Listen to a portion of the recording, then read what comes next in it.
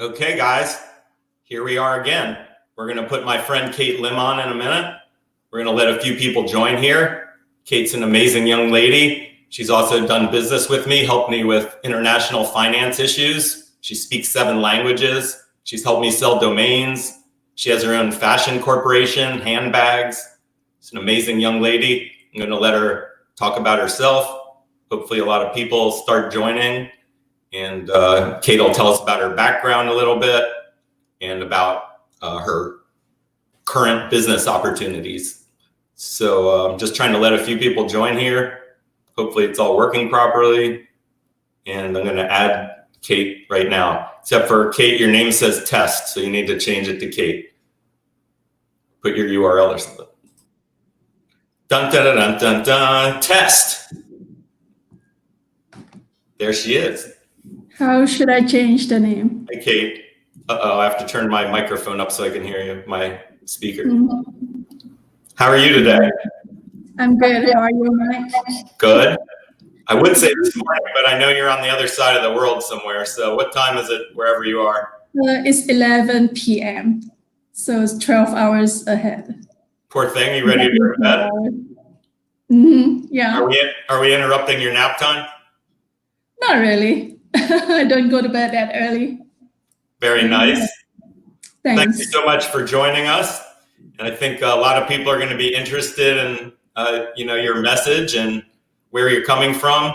Again, the fact that you travel all over the world, speak all these languages, know all sorts of stuff about finance, internet, fashion. It's very, very impressive. So I'd like you to start with, your family background and your business and education background, and then we'll catch up to current what's going on. Sure. First of all, thank you for having me. So I was born and raised in Malaysia, in this little island called Penang. And after my school, I moved to Kuala Lumpur, which is the capital city. I continued my college. My major was marketing, and I worked there for a couple of years before going to the States. So when I first went to the States, I went to Seattle, and I did another degree in business administration. After the graduation, for some reason, I was introduced into domain industry. Yeah. Poor thing. I think so too. So let me back you up a little bit. Are your parents from Malaysia? Yes. Actually, I'm the 3rd generation in Malaysia. My grandpa was born in China, and he immigrated to Malaysia. So my sister and I, we are the 3rd generation. Your grandpa, does that include your grandma? Who was from Malaysia? Yeah, my grandpa and my grandma. Well, yeah. How about on the other side of the family? Are they from China or they're from Malaysia? On the other side, I'm sure one of them was from China as well, but we kind of lost track. I'm not sure which generation, probably earlier.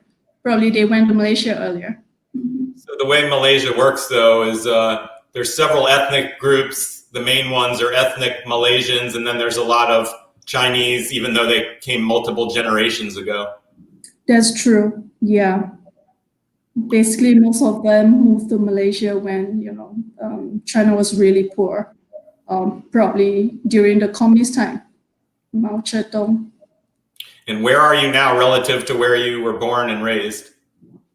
Where am I now? Like currently?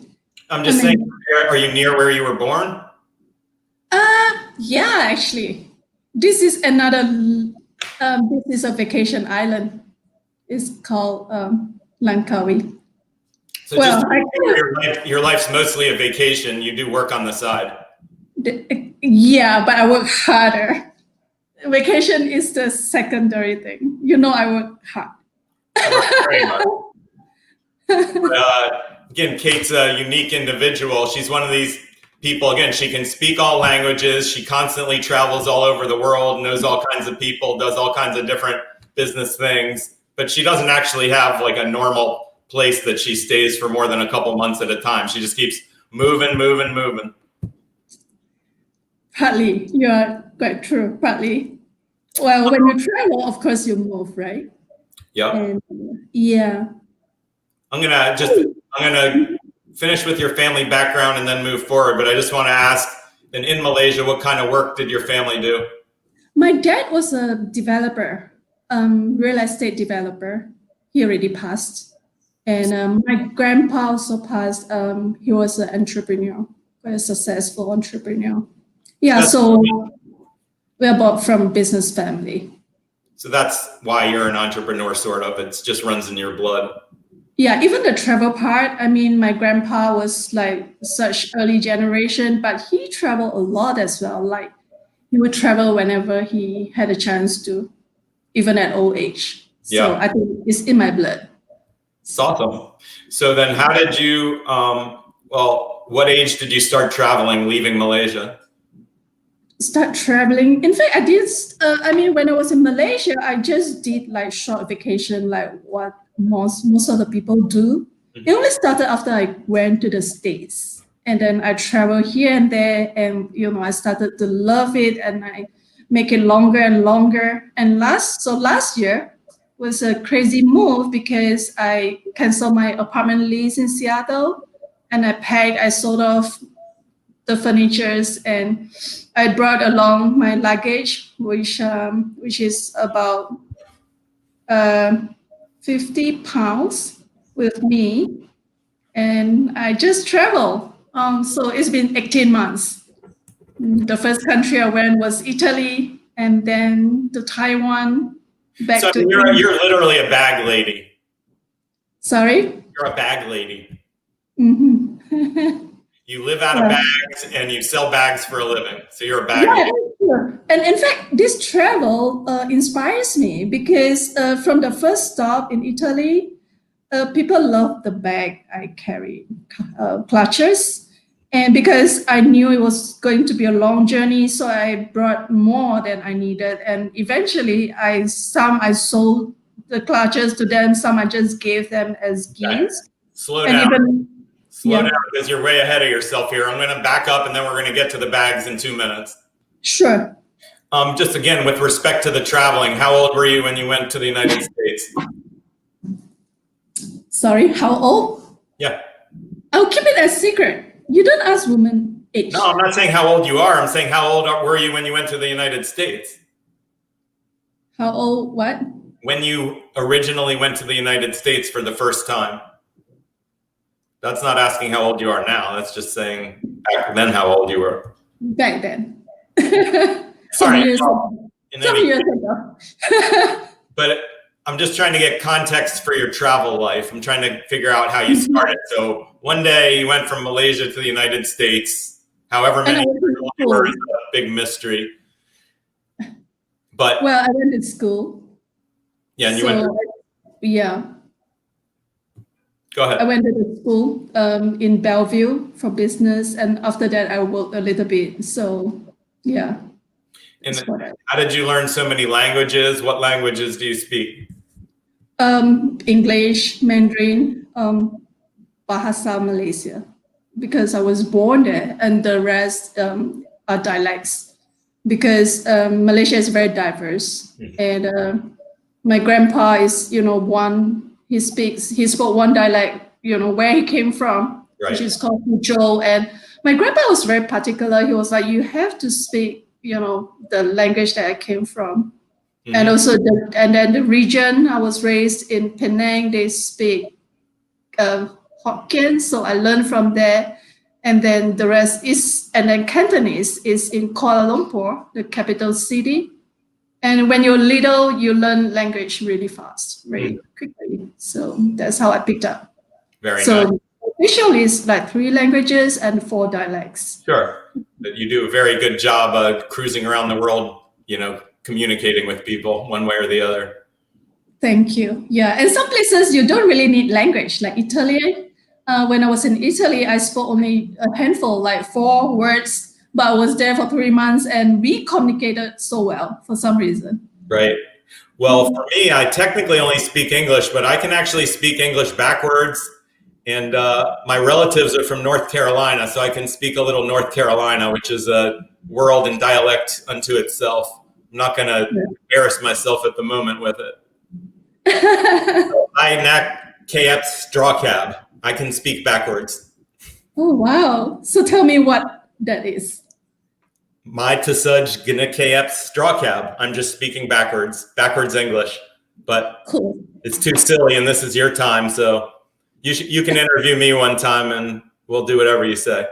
We will do that for sure. Right now, you're being interviewed. Yeah, so whatever you say. So let me just get some more context then. You came to the United States. Tell me about a bunch of the places that you've traveled to. Which are the best ones? Which are the worst ones? In United States? No, not in the United States, in the world. In the world? Yeah, actually it's a shame. Talk about United States first. I didn't really go so many places in the States, but I love Boca. And the world, around the world, I spent 3 months in Italy. So that says a lot that I love the country. And I thought, it was my paradise until I went to Switzerland last month. And then I was like, probably I love Switzerland better. But still, Italy, Switzerland, yeah, these are the two that I like the most. Lisbon as well, in Portugal. Yeah. Makes sense for a fashion mogul. Yes. I love Milan, absolutely. Yeah. I know you've been to a lot of other places, but we don't have to go to all of them at the moment. So let's just talk about, let's talk about handbags for a bit. And then if you want to talk about anything you want, actually, and any of your other business experience, I know, and you know about finance, you know about domain names. I don't know what you want to talk about, but first of all, do you have pictures or the actual handbags you can show people, and then talk about your business for a bit, and I'll go on mute. Yeah, totally. So I love fashion all my life, and always wanted to get into the industry. And I think the time is right now. So I designed my bag. So far, I designed two. Basically, I start with clutches. So this one and this one. Yeah, this is leopard skin. This is milk cow. This is a bit old, but because it's been...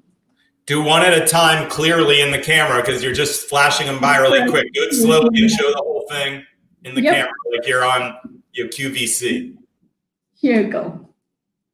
Yeah, I'm trying to align to the angle. So it's like this. It's the opposite direction. So yeah, this is clutches, and this is basically, the unique part of the clutches. So for the meantime, all the clutches I'm doing, they are going to be with this wristband. So because clutches, sometimes, when you hold them, you need to carry something else. So this makes the back stable. This is all because it's been traveling with me like in the past a year, probably. Yeah, it's a beautiful piece. It's a lovely piece of art, and functional at the same time, very fashionable. Yes, and it's good enough for, to put passport, everything, cards and everything. And this is... You put the read in it? Sorry? Nothing. Can you see? Yeah. And so I'm going to have... Wait, hold on. Let's see the other one. The other one. Which one do you like better? I can't even see the second one. This is the second. You're camouflaging it with your black hair. It looks like it's your hair. Turn it around, hon. Turn the clutch around. Turn around. It's like... So it's all black. Well, I like the first one better. So it's like this. Okay. Yeah, that's very nice, but I still like the first one better. But I haven't been wearing my clutch recently. That means because you're younger. For some reason, I noticed, I asked around, and younger generation, they like the first one. And women who are more mature, they like the second one. Younger generation like myself. Which is what I'm talking. Yes. And I would like to highlight. Go ahead, please. Well, if I want to buy some of these for presents for people or whatever, how does one do that? We are going to launch the site. It's called handbags.co. So probably a month from now. .co, not .com? Not .com, because I think it's more fashionable to use handbags.co, like Tiffany & Co. or the designer brand. They say something and co. That's smart, actually. Tiffany Yes. & Co. You should actually use that as your example whenever you give a pitch on your business, like handbags.co, Tiffany & Co. I have the same quality and I'm building the same branding. So Absolutely. you'll And be the it's next classy. Tiffany. Yeah. Thanks. Tiffany's like 150 now, so she needs a competitor. Yeah, I think so. Yes. And one thing I would like to go ahead, please. How do you buy them? Go online to buy them. Where? Go to handbags.co. Is it set up? A month from now. We are going to launch a month from now. Well, can they social media you and email you in the meantime? Yeah, totally. I do have friends buying this from me. When they saw me posting on Facebook, they wrote me messages and I sent the bags to them. Did you set up Instagram? Not yet, but yeah, we are going to do that. Because like with art and fashion, everybody seems to use Instagram. Absolutely. And now it's very trendy to have like pre-sale kind of thing. So that's definitely one that we are going to do. Yeah. Very nice. What other plans do you have? Well, I would like to talk a little bit more about this clutch because Sure. we are going to do ready-made and custom-made. So ready-made this, like we'll show this and they can buy, as it is. The custom-made will be for the customers if they like this design, but they want the wrist strap to go like slanting or different color. They can do mix and match, and we'll do it for them. So this is to empower them to have their own creativity. And this is what, I like. It's good. And just explain, what are you gonna do online? And how are you gonna try to sell this and make some serious money? How do you get your manufacturing and distribution done? Well, we're going to start small. So I get them shipped over to me and then we'll set it out from here. Yeah. From your hotel room in some island in the middle of nowhere? Like in a cottage now. Yeah, I might, and I'm thinking because this place is economically, the standard of living is not that high. I'm thinking about, probably when the business grows big, I can get people to help me and then I can travel or. So you're going to make, the island you're on now, you want to make the base of your corporation? For the meantime, just to receive the products and to send out from here. And go ahead. Well, I'm saying this place is duty free. I'm not sure if it's going to help. I'm going to find out. Yeah. Do you still have a list of countries that you've never been to and cities you've never been to that you want to go to? Too many, Mike. You want me to show you the list? Yeah. Too many. I mean, like for South America, I've only been to Guatemala. So there's so many countries there. Oh, I know you met my friends there. I've been there as well. And thank you for that. Such a big help. Yeah. And there are many countries in Europe, Northern Europe have not been. Yes. That you have not been yet? No. Which one do you want to go to? Norway, Denmark, Ireland, well, almost everywhere. Yeah. So that in Guatemala, that Lake Atitlan area is surrounded by villages with native Mayans.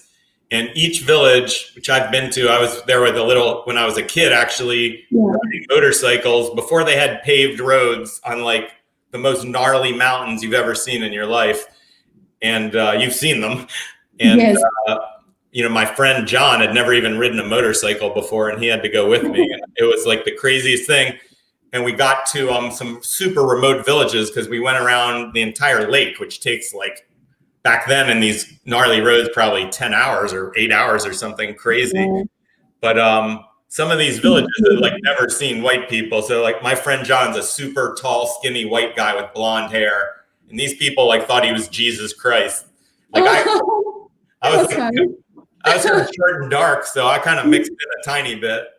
But like to him, when they saw him in these remote villages, they never hardly ever seen any white people at all. They were just like, oh my God, this guy's like Jesus sent from the heavens. They were just totally blown away. This was a long time ago. Now They have paved roads and a more different civilization. But So who did they think you are? If they thought John was Jesus, who did they think you they are? thought I was a tourist carrying around Jesus. Or one of Jesus' disciple? It's not clear. They're just village people. Right. All of a sudden, there's people that have never been in their village with motorcycles, like in the middle of nowhere, literally, or Lake Cate Lim's already the middle of nowhere. So you travel hours through the mountains. It's beautiful.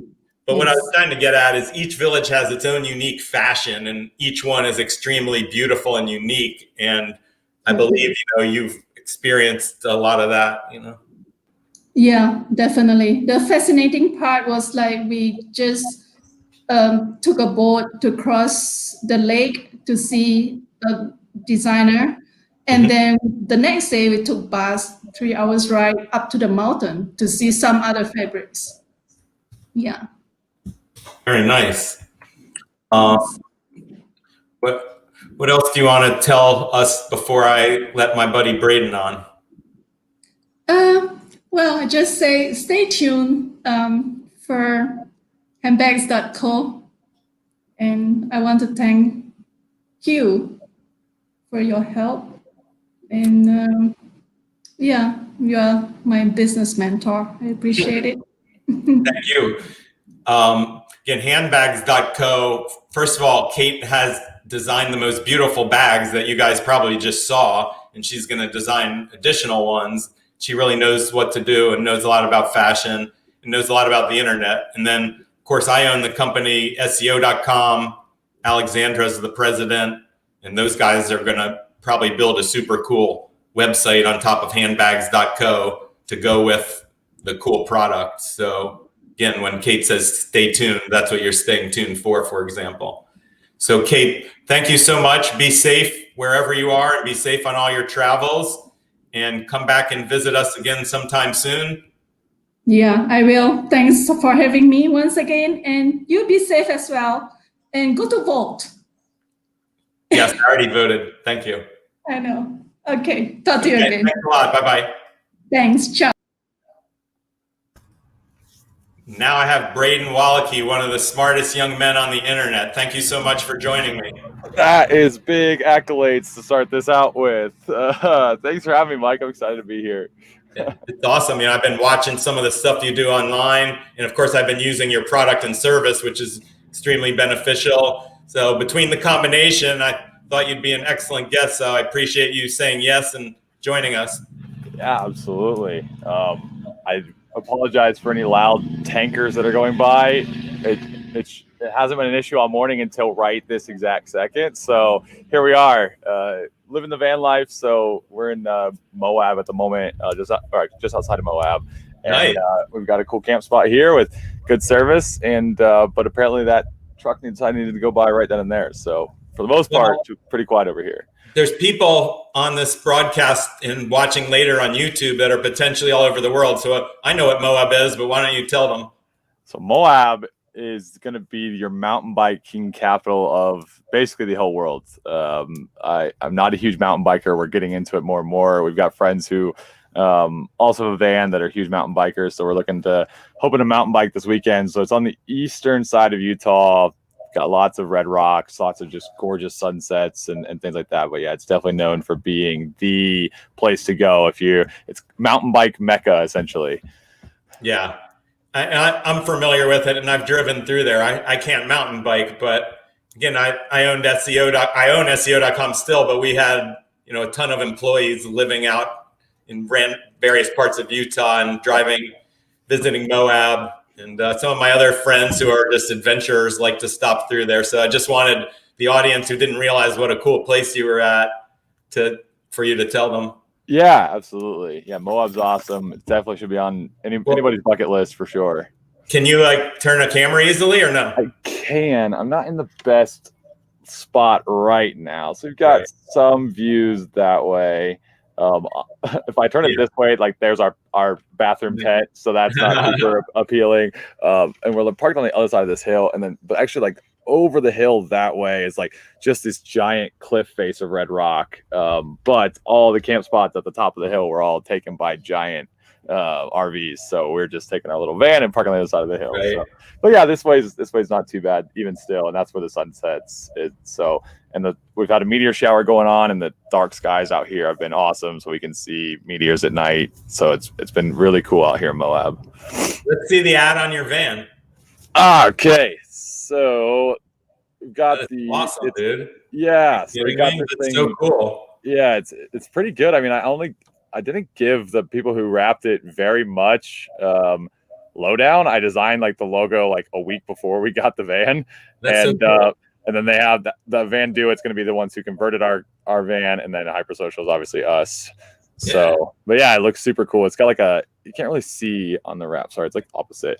There's it's like a topography map on there as well on the gray wrap. So super cool, matte, dark. Most vans we see out there are just like white all the way around. And our friends actually have a really cool wrap on theirs too. So yeah. Really? What's up? You have a little convoy? Just two of us at the moment. They're friends that we met through the van company, and they're out of Kansas City. They own a dog training company, so they're out here with us at the moment. They're taking a 2-week hiatus. We're getting them to be full time. We're pushing them to be there, so we're hoping for it soon. Then we will have a convoy. That's good. And you have your dog with you also. He's right under my lap. Come here, buddy. Come here. Come say hi. Come say hi. This is Roscoe. He's our chief fun officer. So he's our CFO. So Roscoe, say hi to everybody. So pretty. Yeah, he's a cool dog. So we're excited to adventure some this weekend. He's had a boring couple of days with he's been working a lot, so he's ready to go do some fun stuff. Well, everybody's jealous of you, of course. And Cate, who's on some remote island somewhere, living it up. But how long have you been driving around? So we picked up the van in December and have been basically full-time since. We went home for about 2 months over the summer. But during the first part of the year, we did a couple months in Arizona. Then we did like a month, but we drove up like the western side of Utah. Did a bit of time in New Mexico, Texas, Oklahoma on our way out as well. Did a month in Florida. That was like our test month. Right when we got the van, we just went to my parents' house in Florida and parked in their driveway as like, okay, we're doing this van thing, but let's not do it fully yet. We didn't know what things we needed, what things we didn't need. So we just wanted to test it out. And then went home in June. And then we've done Wyoming, we've done Montana since we left in August. And now we're down in Utah because in Wyoming, we got like ice snowed on. And I was like, okay, that's it for me. I was still in shorts and flip flops, so chasing around some stuff that was blowing around in the wind, and I was like, "This is it. This is all I got. Like, I can't do this anymore." So we got in the car, and my girlfriend was like, "South, south, south, south." So we drove south after that. So, you remind me of this song. I've been from Tucson to Tucumcari to Hatshepsut to Tonopah. I've driven every kind of rig that's ever been made. Anyway, the last time I was up that way, which was several years back, I was visiting my company, SEO.com, in Salt Lake City, where I still have some employees, but I used to have a ton of employees. But in any event, then we were going to California, and instead of taking the southern route, we took the northern route through Wyoming, and we got trapped in the most wicked snowstorm. It was crazy on the highway for like hours. I thought we were going to run out of gas and freeze to death. We had to go backwards in the ice through the 18-wheelers to get to some exit that had a motel. It was totally crazy. Yeah, so that was wild the way they get such bad snow. Like they've all those things on the side of the roads, like try to block the snow drifts, but then they just have blockers everywhere that says all of a sudden if there's a snow thing, you cannot be on the highway because it's going to be that bad. So really, really wild. Luckily, we didn't experience that. It was just a very, very thin layer of ice that we got, but that was enough to say, okay, back to the 80s. So it's 80. It'll probably be high 70s, low 80s here today. So much more weather that we're talking about. Very good. So you actually do have a home. So where is that? So home is Columbus, Ohio. That's born and raised. It's actually, it's a joke. A lot. I love Columbus. I don't love the winters. Again, same issue. City totally cool. No, I'm on board with it. I'm on board. I'm actually a Michigan fan, so living in Columbus, accordingly has always been rough, especially with my entire life of the supposed football rivalry, which hasn't been a rivalry at all. It's just been us completely getting dominated by Ohio State. So that's the roughest part about living in Columbus for me is the being the Michigan fan part. Yeah, well, I know how you feel. Like, I'm from DC, and when I was growing up, I used to go to the Super Bowl with the team and watch the team, and we had the best fans ever. And then the team's been sucky for a long time, so I moved to Florida like 10 years ago. I've been trying to get into the Dolphins, which is impossible because they stink. Now they're actually pretty good, but for the last 10 years, they keep losing. So I'm having a hard time finding a football team. I'm kind of lost. Now the stadiums are empty, so it's right. Give me just a second. Actually, this is kind of funny. You got your Dolphins shirt on. Nice, buddy. That's hilarious. What's the chance? Actually, I'm a Dolphins fan, so that's hilarious. Funny. I mean, I was a Dolphins fan when I was a kid. My grandparents lived in Florida, and the Dolphins were the best team. You got the Bob Greasy, Dan Marino days, and now we've had everybody else since then. All 45 quarterbacks since Dan Marino retired, so it's been rough. It's been rough being a football fan. That's hilarious. You have that shirt on. It's funny. I know. I'm wearing my favorite color here. Although I don't know how to get squared into the camera. Yeah, it's weird because it's backwards. So you're like trying to do this, and then you're like, oh, it's left shoulder. I do that the whole broadcast. I can never figure out what I'm doing here. Well, let me then just do your background for a couple minutes, and then you can tell us about your business. You told us where you're from. You can just tell us how you got started in the business world. If you want to talk about your family, education, anything you say. Sure, yeah. So I come from actually a very interesting family. So my parents divorced when I was young, and my dad, when he remarried, took the very entrepreneur route. He's been a serial entrepreneur my entire life. He's owned golf courses and gyms, and now he owns a pizza shop, a co-working space. So he's always actually, they just bought a new golf course. Actually, they're closing on in November. So he's gone through a lot. We've owned a crap ton of apartment buildings. I know at one point we had a ton of units. So I've had that side, and then I have my mom's side, which is very much the go to school. On that side of the family, I was going to be a 5th generation Buckeye had I graduated from Ohio State, just because my mom went there, my grandpa, my great grandpa, and my great great grandpa all went to Ohio State and all got their degrees from there. So I got to have the influence of both sides, which is actually awesome. So I started out after I graduated high school, went the college route, ended up dropping out 5 different times, just like, yeah, college, okay, no college. And then like, oh yeah, okay, college, no college. Ended up getting a job at a bank as a teller. It was kind of my last job that I had that wasn't like completely myself, creating my own income and everything. With that bank job, I had to stand up, and I always had like back issues. And so I was always kind of like leaning over this table that was too short for me. It was built for somebody who was a lot, 5'6", 5'7". I'm 6'1". I'm not that crazy tall, but still like a hunch. And so I was telling them that I'm leaving work with back troubles, or can I like sit down? But like it was a thing. Like I wasn't allowed to sit down when customers were around, and like they just cared about that appearance so much.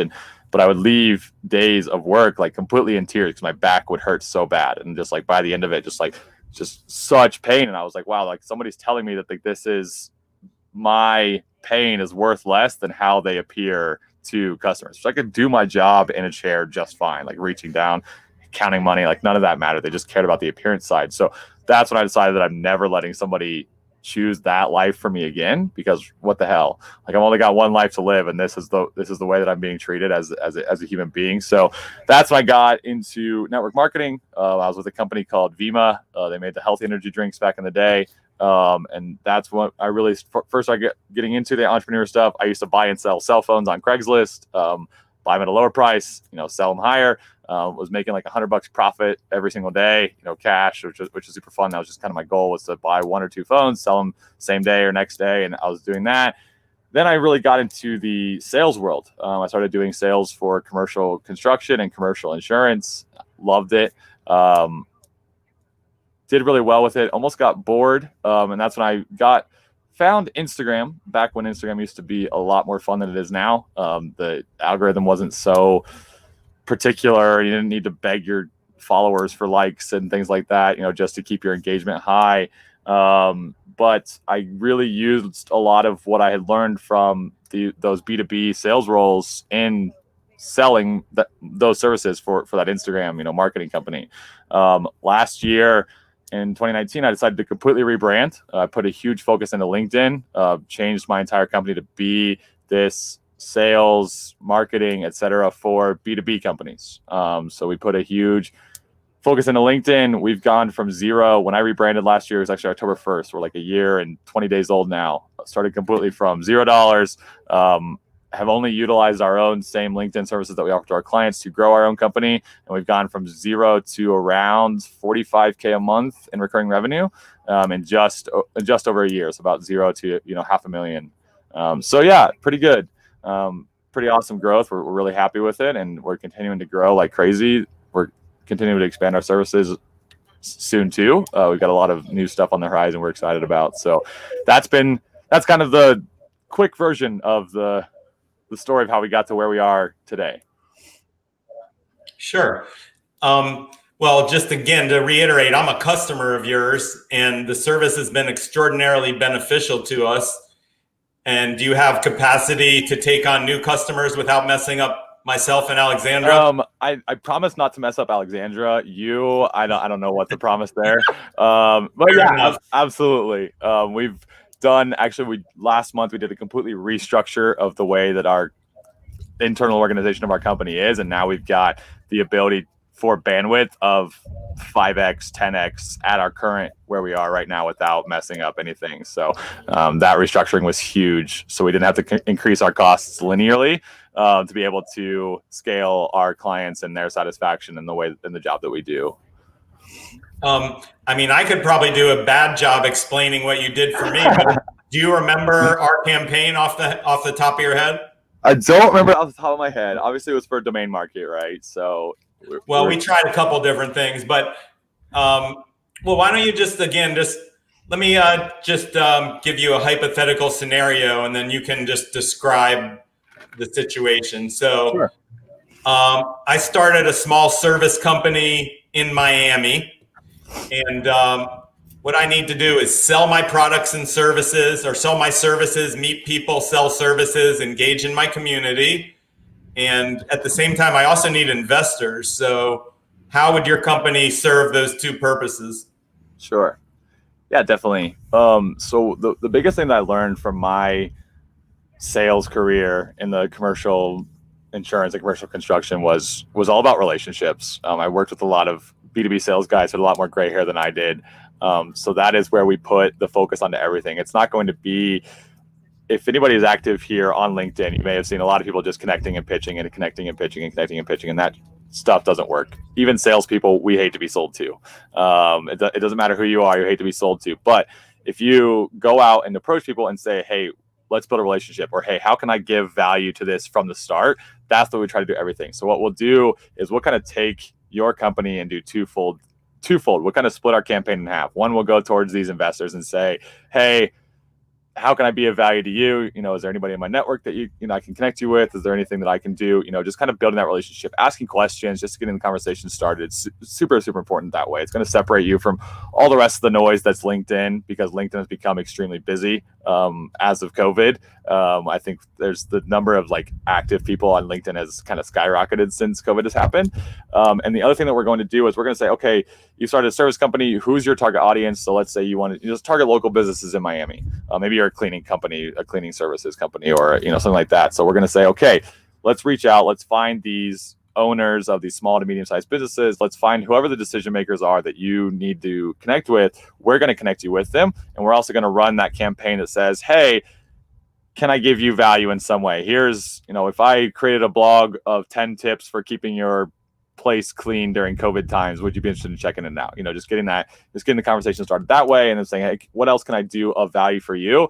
For us internally, we're a services company, and the way that we kind of do things is going to say, hey, when we do our outreach is, hey, can I teach you about LinkedIn? Can I teach you how to do what it is that we do without us? And then we don't sell anything on our first call, on our very first call with people. We're just there to teach. If they want to know more about our services, we get on a second call, we get them approval. We say, yeah, we think you'll be a good fit for us. And that's the way that we kind of do everything. So it's going to be this active outreach to these decision makers figuring out the best way to give them value to start that relationship. It's going to be a cold person, so it's got to take time to kind of become fruitful, not just running through numbers and saying how many people can I get through right now today, and how many can I put my sales pitch into, and whatever tiny little percentage of it is that I can get them on a call, great.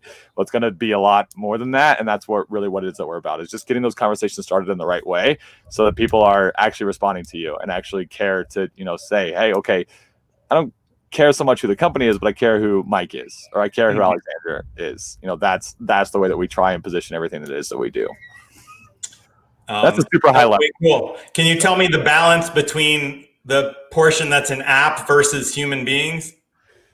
Yeah, it's interesting. So we've got like a 2-week onboarding process. Everything there is all human. What we're going to do is we're going to optimize our customers' profiles for them, just to make sure that so kind of SEO type stuff. So people are searching on LinkedIn for X. We want them to be able to find our accounts. But also, as we're doing more outreach and things like that, we want people are going to be coming back to our account. We just want to make sure it's set up properly, kind of as almost people like to call like a profile funnel like kind of a thing. I don't like the word, but it is a good understanding of what it is. Second thing that we're going to do is we're going to find the audience. And third thing that we're going to do is write the messaging. Once we get client approval on all three of those things, that's when we actually plug it into our system. Our system does the outreach and our system does the follow-up, but the split testing, the optimization, the saying, okay, what about audience A versus audience B? We tell our system exactly what it is, who to go for, what to go after, what to say. The system just does the monotonous part for us. So overall, of the actual labor, the system does more, but it's the kind of technique and everything on top of it that is going to be that human aspect. So probably, in a 50-50, 60-40, something like that. Well, in reality, it works extremely well. And I'm hesitant to promote you because you're going to do so well without me. And then, I'm not going to get good service anymore. So. But the reality is actually that I personally want to use it more to try some different experiments, some campaigns, and it already worked really well before when I've used it, and well when my employees and partners used it. But having said that, I want to hire people as division heads. So I want to hire like 5 or 6 division heads and have them, they all have their explicit niches and ideas that they're supposed to work on.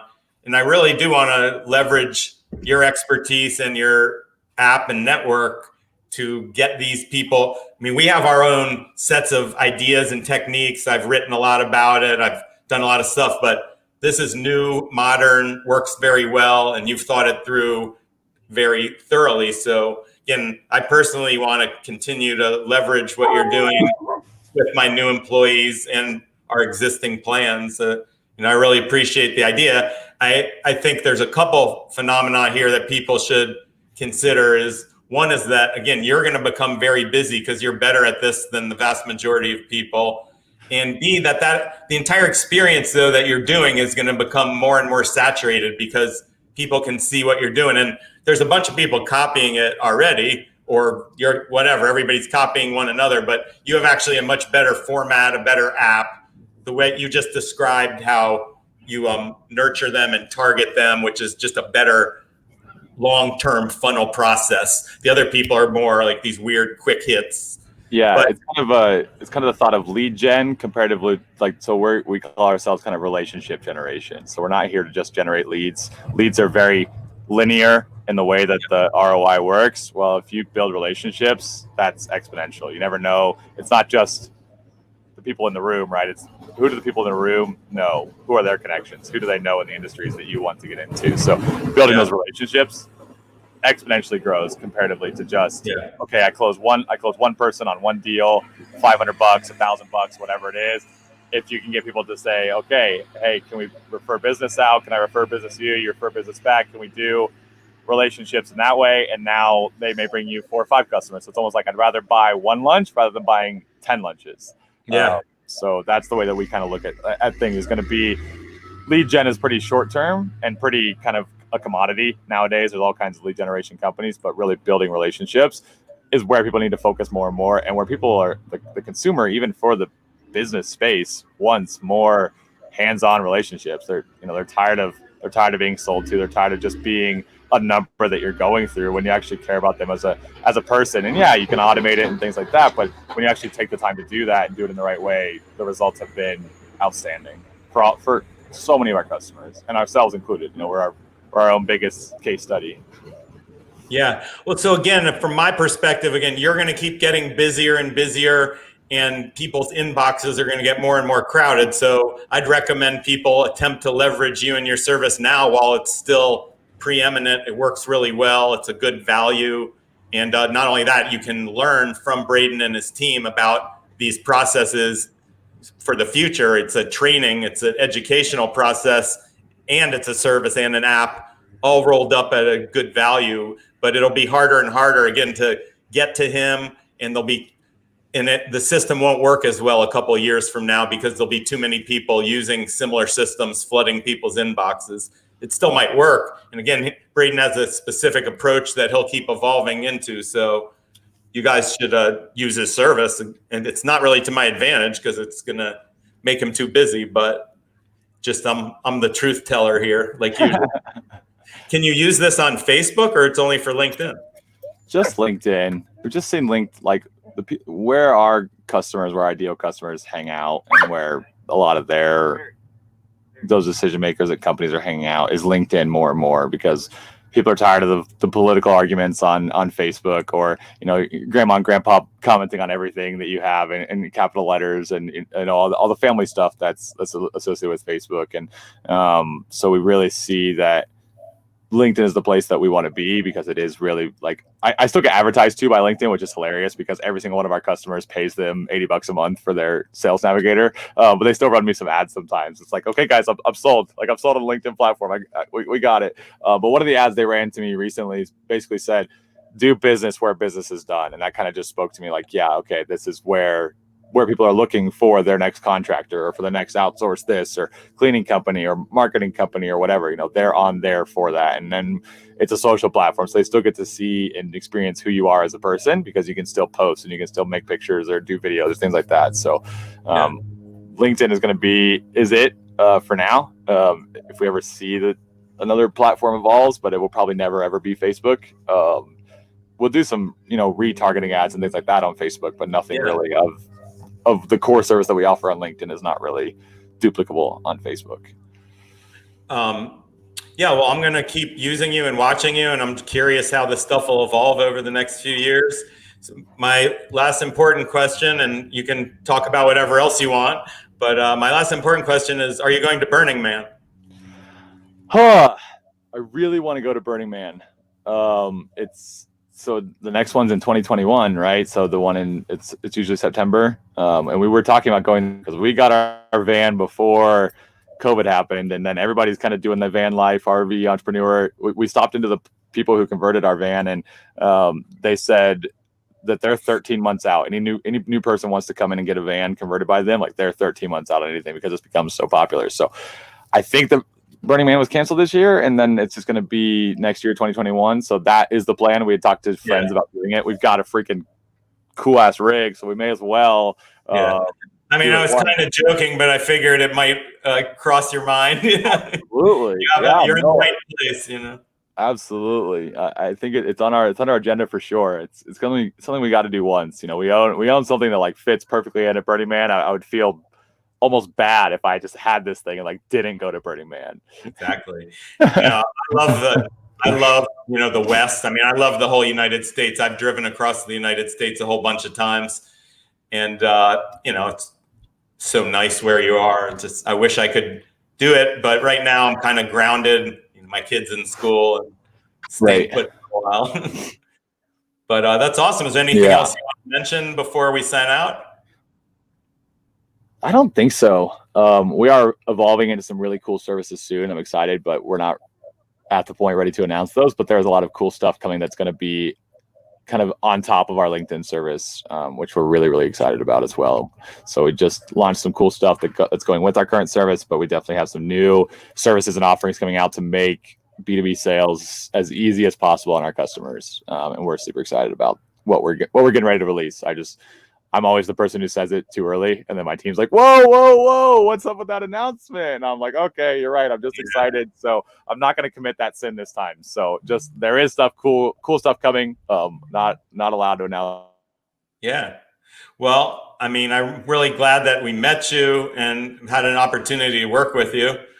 And I look forward to following you and working with you more, learning more, because you're picking up so many good ideas. We want to, get as many of them into our business as possible. Yeah. So I appreciate, again, everything. I appreciate you spending time with us and teaching our audience some ideas. And I recommend people, talk to Braden, add Braden, watch his videos, and talk to his staff and learn about some really good stuff with, social networking, sales, and marketing, etc. So Yeah, thank you so definitely. much. Absolutely. Let me know when hypersocial.com becomes available, because right now we have gohypersocial.com, and people always call our company Go Hypersocial. So if hypersocial.com ever becomes available, we want it for sure. Is somebody using it? I've been on there. I haven't been on there recently, but I was on there a few months ago. It's bought, it's owned, but no one. No, it's owned. But if they're not using it, I can probably get it for you. So we should talk about that. You actually need to hurry up because you don't want your company to be too big, because then the price keeps going up. That's what I always take advantage of. I own all these names and I wait till the companies are really big and then I charge them a fortune. Right. So you don't want that to happen to you. I don't want that to happen. So I actually own a domain, socialinteractive.com, that I like a lot. Okay. Anyway, so just thanks again, and we look forward to being in touch with you, and just be really safe on the road out there, whatever you're doing. Yeah. Thanks, Mike. And I'll repeat what the lady said before me, which is go vote.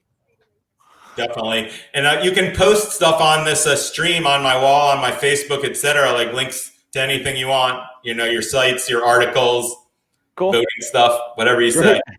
Sounds good. Sounds cool. Good, Thanks so much. We'll talk soon. Okay, buddy. Take care.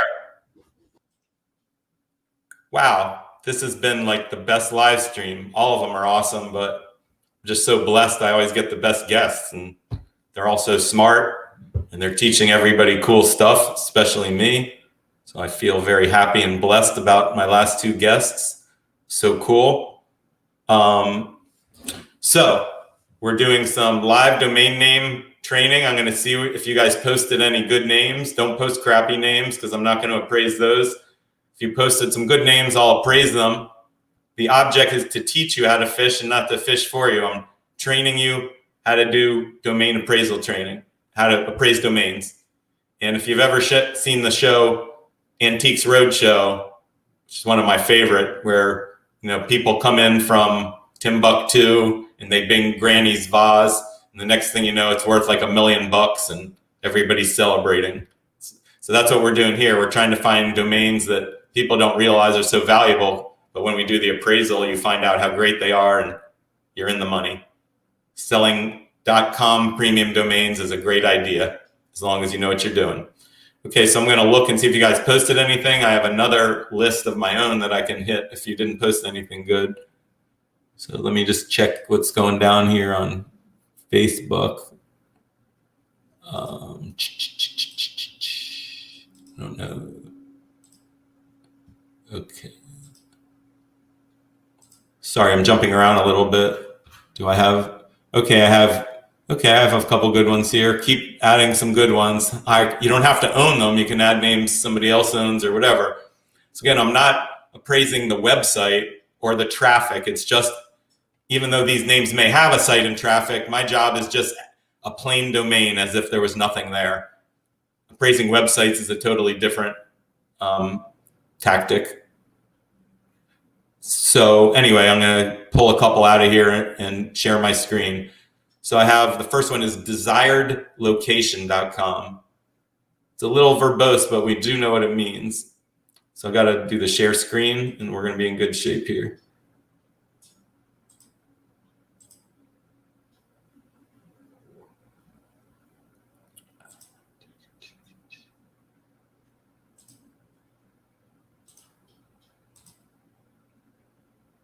Thank you for your patience. Desiredlocation.com. So again, you have to use Boolean because Google's not trying to give me good results here. So they're trying to give me a lot of results. In fact, Google is being sued right now for anti-competitive monopolistic practices, which in fact they do. They don't have any legitimate competition. They're a monopoly. And they've stifled the quality of the search results.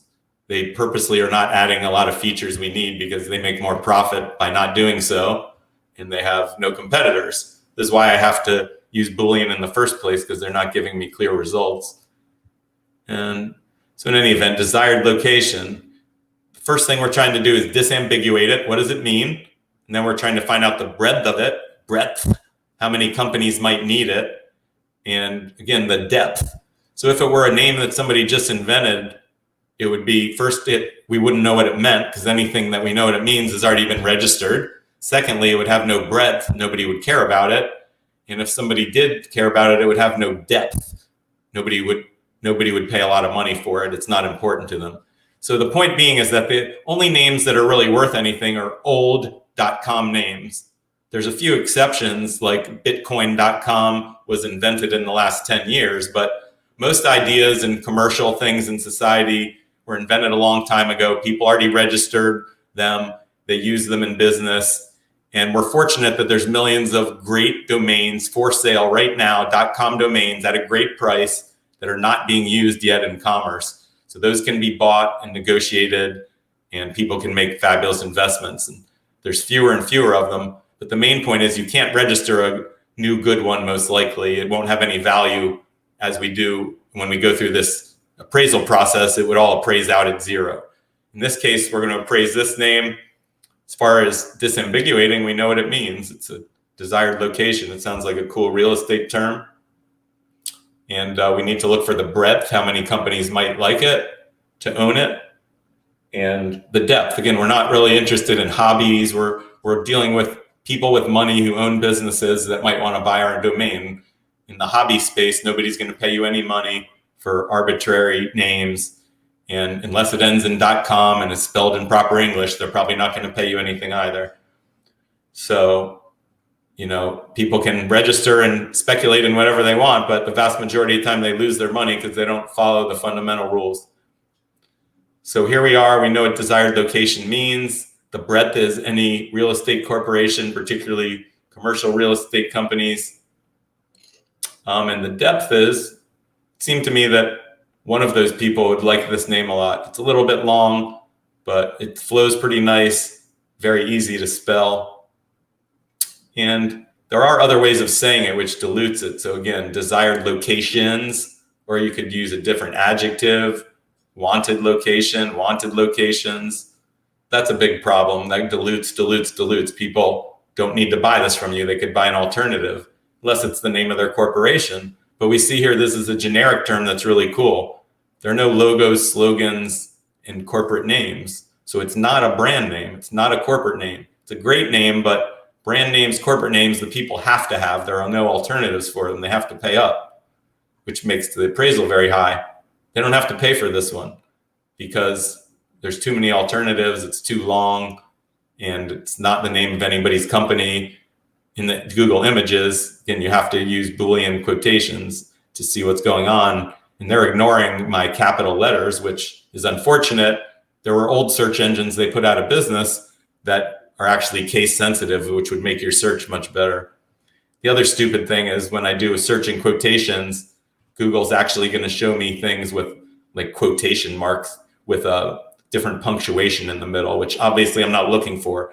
They're just trying to show me as much crap as possible. So I'll click on more, they get more page views, they make more money from advertising. So they are a monopoly. They're not trying to give me the best search. People trying to give me the best search have no chance to compete with Google. So although I'm a free market capitalist, there is such thing as monopolistic practices. It's happening in the domain space and it's happening in Google, but Google's a big time deal.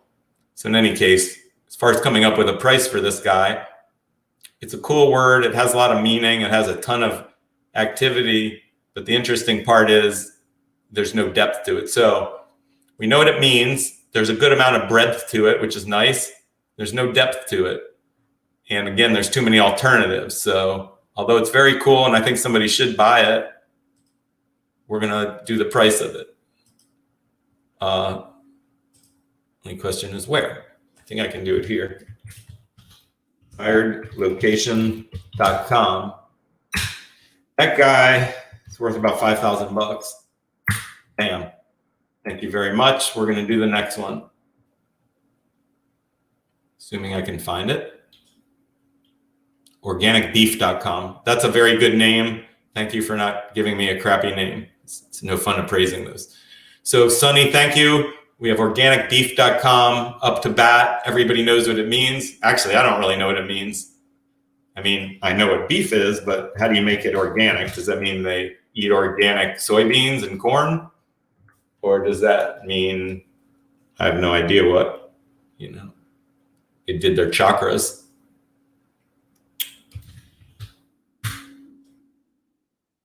So organic beef grown according to organic food principles.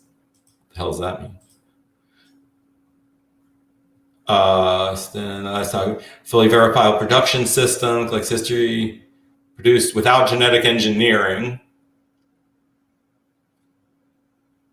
fed, feed, and raised that. Okay, so again, the food has to be organic is the main point.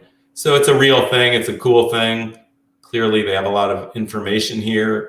1.3 million reference points within Google. See what the imagery looks like. I'm a vegetarian, so I'm not very big on ground meat imagery. But in any case, let's see how popular it is. All right, I'm getting sick looking at it, so let's forget that for a few minutes. But I can look at this. So organic beef is a big deal, is the bottom line. The beef industry is very powerful and extraordinarily wealthy, which means you can sell this to one of them, somebody who's a billionaire. There's probably lots and lots of beef billionaires and meat millionaires in the world. Not to mention, they don't even have to own the beef or the farm. They could just be a middleman, a broker. They could start a website. If they were smart, they would just buy the domain and sit on it for 20 years and it'll be worth 100 times more probably. So disambiguating this, we know what it means now. We read about it in Wikipedia. It has a specific legal designation, government designation, which is good.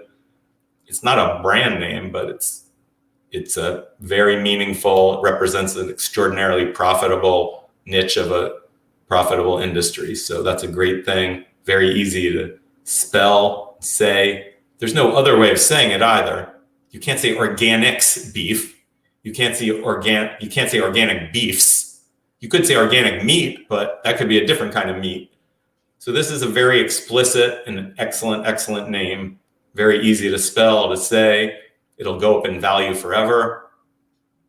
So again, we know what it means. The breadth is every meat company in the world would be smart to own this. And the depth is they should pay a ton of money because they're rich, and that's that. So the answer is it's worth a ton. And, it's hard to say. These are just a matter of personal opinion, of course. There's no right answer, but considering I've appraised more domains and sold more domains than everybody in the world, one at a time, my opinion counts. But it's still just an opinion. There's no actual right price here. And again, I usually use a whole set of tools. Here I'm just using Google to do a really quick appraisal. In my internal system in my corporation at accurateappraisals.com, domainmarket.com, we have complex data systems and people helping us to get a really focused appraisal. In this case, it's a very rough one. But this is just a great name, and I don't want to underrepresent it. So again, something at this high of a level is going to keep going up in value. So I sold the name yesterday, lightrock.com, like a radio station, Light Rock. This is at the same level of that. It's just so valuable to somebody. It'll go up in value forever. So I'm going to price it at the exact same price. I sold name yesterday, lightrock.com, for $94,888. And that's the exact same amount organic beef is worth. It's a fabulous name, and I wouldn't discount it very much. I'd raise it because there's no alternative, and that niche is worth a crazy fortune. Will keep going up in value. So Richard just bought moabmountainbiking.com. That's probably a good idea. You guys have a bunch of crappy domains here that I'm not going to appraise. I'll do like 2 or 3 more if you have them up here, or I can grab some of my own. We have createsuccess.com, inflate.com. Those are both good. Let's try inflate.com. You don't really need quotes since it's only one word. It's not creating a phrase, but inflate. So, it's, what does it mean? I mean, we know what it means, but we don't necessarily know an explicit, important branding context for it. And it's not inflation. So if you're talking about inflation, the word isn't inflate. I would say the best thing you could think of is ballooning, like the sport of ballooning, or balloons, or clowns. Like maybe a clown could leverage that. I don't know. So in any case, what does it mean? We know what it means to fill a balloon, tire, increase something, whatever.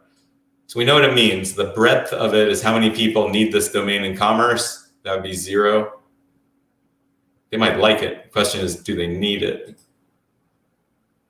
People inflating balloons. But again, we don't see any brand names. We don't see any billboards. We don't see any logos. We don't see any company blog or anything called inflate. This one's damn close, but it's inflator. Although they're a valid potential buyer here. They'd be smart to buy inflate. So that's a good sign for the name. So we know what it means. The breadth is that one company and maybe a couple others. A little bit of breadth, not too much. The depth is they don't need it because there's inflation, inflatables, if you're talking about like toys, and blow up. Who the hell knows? There's probably all sorts of other ways of saying it. It's an interesting word. It's cool. It's in the dictionary. Very easy to spell and say. Somebody could conceptually build a brand on top of it. Should not go down in value once we determine what the value is, since it's easy to spell.com in the dictionary. Whatever it's worth now, it should be able to maintain its value and potentially even go up in value. So what is inflate.com worth? We're going to find out right now. Inflate.com is worth, I just got to think for a second. Not so much, really. But go with 3,000. Maybe it's worth a little bit more. Maybe, again, if I had my tool set, I could research and find some more reference points to make it worth more. But right now it's worth 3,000. Organic beef is the winner. That thing's worth 100,000. Okay, I have flyingsurfboard.com from Don. Try that one, and then one more after that. And then I'll let you guys go about your business. Okay, so Flying Surfboard. I've never heard of that. I did used to own a website called surfboards.com and snowboards.com, another site, and skateboards.com. But I'm not familiar with the Flying Surfboard.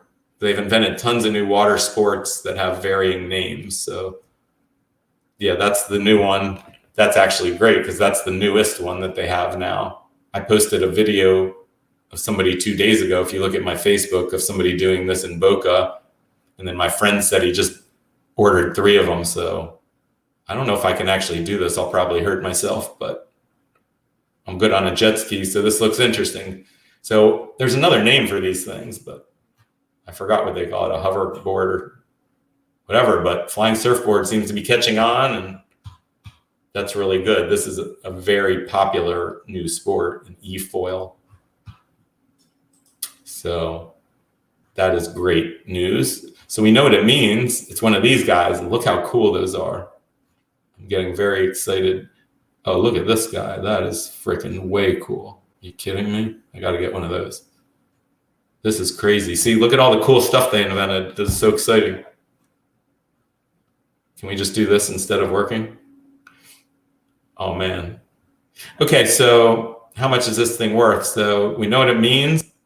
The breadth is every single water sports company would be very smart to buy this thing. They're not smart, or else they would have already bought it. Most likely, you could buy it for less than it's worth. This is something that's going to go up in value forever, irrespective of what the price is. It's a superpremium.com. It's not a stupid GLT alternative. It's easy to say. It's easy to spell. Represents a growing multi-billion-dollar industry, it looks like. And it's just perfect. Having said that, you could do it plural, Flying Surfboards. That dilutes it considerably. Plus, I think there's several other words that people use, but this word is definitely gaining popularity. It's not the right word, though. It actually only has 13,000 hits, so that's less than I would have thought. But they're $12,000 each. There's a lot of money at stake. It's not clear if this name will go away and they'll use other names for this sport like they already used. or if this name will gain more popularity. So that's a considerable risk. But again, selling one of these is $12,000. Selling 10 of them is $120,000. I mean, if you own this domain and put a website on it and index it in Google, you might sell hundreds or thousands of those things. And the whole time the domain's going up in value, so you've made an incredible investment. So we need to figure out what it's worth here. Again, it doesn't have actually as many references as I thought, but we can see it's a growing idea and it is a term people are using. So the breadth is broad and the depth is reasonably deep, but I mentioned the dilutive factors. So we have to pick a price here. It's mostly art and not science, based on what I know about the domain name market space. So flyingsurfboard.com, we just checked it out. A lot of people should invest in it if they were smart. It's going to go up in value, but it's really not the most popular expression in the world yet, and we're not clear if it will be. So we have to get a price for it. It'd be nice if it was like 100,000 just because it's such a cool thing. But since there are too many uncertainties and potential dilutions, we're going to go a little lower than that. So let's say 75,000 is a perfectly fair price. But since it's a weird name in some respects, I would sell it at a discount if necessary.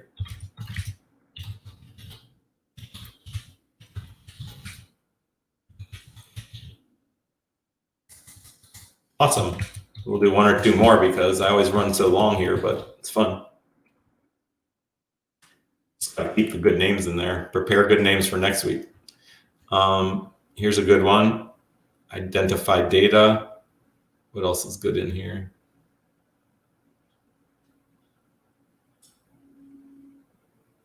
Here's one. EBVD. Okay, those will be the last two. Thank you guys so much for visiting with me. EBVD, first we have to figure out what it means. Might mean several things, which is the correct answer. European Biobank, whatever, electron beam, whatever. This guy from Sweden, SE. This guy, Hispanic. So this is a four-letter term, which as long as it's a good one, is very valuable. You could corrupt four-letter terms by putting a lot of Q's and Z's and letters that aren't as popular, but these are all darn popular letters, and we can see there's already a bunch of companies with the acronyms accordingly. And again, we see Sweden here. I can look up more detail, but we know Sweden is a well-developed country with a lot of money, so these companies can afford it. God knows what this thing is. Electronic, blah, blah, blah. Look at that word. No, they definitely need this domain because nobody could possibly spell their real name. So what does it mean? It means whatever you want it to mean. We can see there's several companies and brands using it in the world. We know four-letter domain is a great idea. Flows nicely, EBVD. Although, VD could be VD. So I would say that's a dilutive factor. Not much because most people wouldn't think of that, but I'm trying to break down every aspect of it. So there's a handful of hits of similar companies that could be competing for the name in the future. There's a type of a therapy, chemotherapy, that's good. Hodgkin's, it's good in the sense that things in the medical field are valuable. So that looks like the main actual thing it's used for. It's 4 types of medication, E, B, V, and D, that is a treatment for Hodgkin's disease. So if somebody sells that stuff, and whoever sells it is $1 billion pharmaceutical company. But don't bank on, one company buying your domain, no matter how good it is. Like my friend family owns Nissan.com, but the Nissan Corporation would never buy it from him regardless, even though they're stupid and they should have, and they cause trouble. But my point is this company who manufactures this pharmaceutical, we have absolutely no idea if they'll ever buy this domain, but there is a chance they'll buy it, and that adds value to it. So the breadth is there's a handful of companies that need this. There could be new companies that start in the future that they could actually just buy this domain and start a company that has that acronym, because then you'd have a 4-letter domain that would be cool, and hopefully the rest of your the name would be cool, like environmental building value data, whatever. So what's this thing worth? It's a 4-letter domain. It means something to people. The breadth is a handful. The depth is relatively deep for those handful. But it's just too arbitrary and abstract. And I know from personal experience that people usually spend around $4,000 for these type of domains. So that's the appraisal.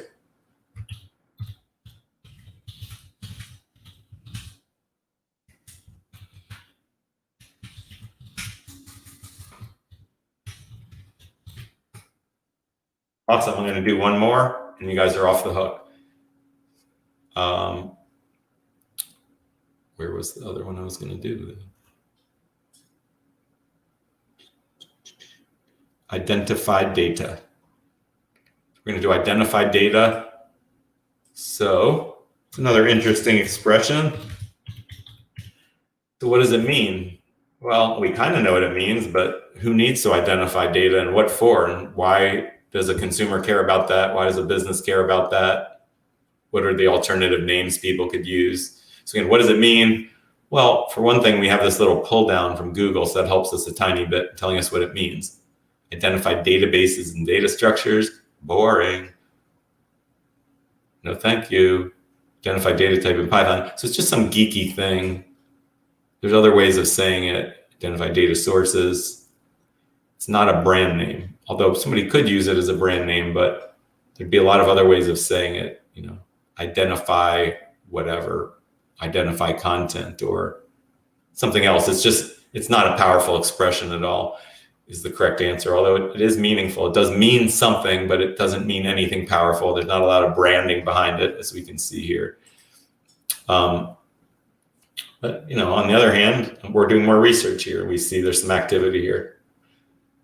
So let's review here. We need to find out the breadth. How many companies might need this? 0, because they could use another name. Also, the expression is de-identified data, which is absolutely hideous. Domain name, de-identifieddata.com. Forget it. So identified data isn't even a very popular expression. And again, this is Google totally screwing me up here, because you see I put it in quotes, identified data, but look what they gave me as a result. This is not a valid result. Google's a monopoly and they will not give me valid results. They're putting weird stuff. They're forcing me to use Boolean so I don't get so much garbage that they want me to click on for their advertising. And then they won't give me case sensitivity that I require. And old search engines did do that before they put them out of business. And again, I asked for an exact string. I didn't ask for a string with a parentheses thing in the middle. So Google is a monopoly. They're being challenged right now in court, and hopefully they'll lose. I have nothing against them personally. It's just not fair business practice. And it's not the way it's supposed to work. They say they do no evil. That would be incorrect. Plus, most likely they've swayed their search results to help extreme liberals. So I'm not sure if they have. We know for positive Twitter did. I'm not sure if Facebook did or not. So getting back on track here, it means something. There's a little bit of breadth, but it's very geeky and it's not branding. It's not brandable. It's not a brand name that's likely to take off.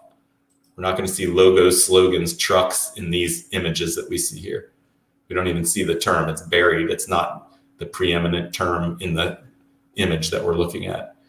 So, although it does have IBM there, so that's always a good thing. I actually own worldwire.com, and IBM just set up a cryptocurrency system called WorldWire. So that's appraised at $1 million as a result. In any case, this is a crappy name, nothing personal. I mean, it sounds cool, but I just don't think anybody needs it. People will never spend money unless they really have to. So identifiedData.com, I mean, 1,000. So that's it. You guys are awesome. I really appreciate everybody's help. My guests were totally fabulous. Like usual, you guys should go back and look at all my old live streams on YouTube. All these things are saved on YouTube. So so happy and blessed that we can reference these things. Again, my last two guests are so smart and knowledgeable.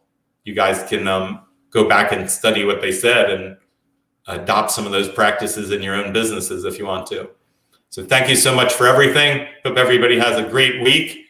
This election's going to be insane soon, but we'll have another meeting prior to that. So you guys be well, and we'll talk soon. Thank you.